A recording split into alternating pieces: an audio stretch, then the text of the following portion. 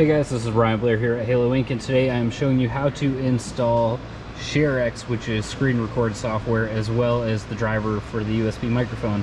So we're going to start with the USB microphone. So first, get the microphone, USB cable, just go ahead and plug it into any available port, and it should automatically start installing the driver. Now why that's happening, once you've downloaded the ShareX exe from our Google Drive, download it and then go ahead and run it. We're going to select yes, accept the agreement. This default folder's fine, and we're going to uncheck run when Windows starts. Next, install. Okay, now it's going to launch, and it's going to tell you that there's a newer version. Go ahead and click yes and install it. Yes.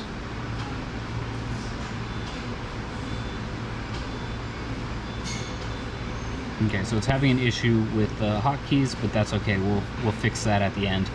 All right, so first what we're going to want to do is we're going to go over to task settings, and then under capture we're going to screen recorder, screen recording options, and we're going to click install recorder devices. Next we're going to click yes, and then all the defaults are fine, so just click your way through, finish. Okay, that's good to go.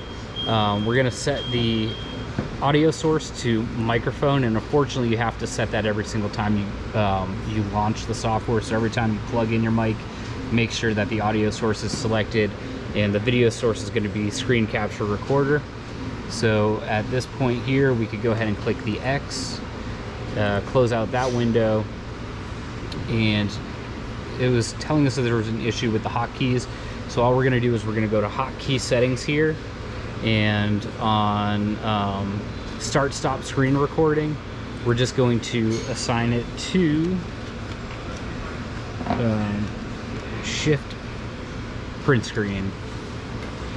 So it calls it insert, but it's the print screen button.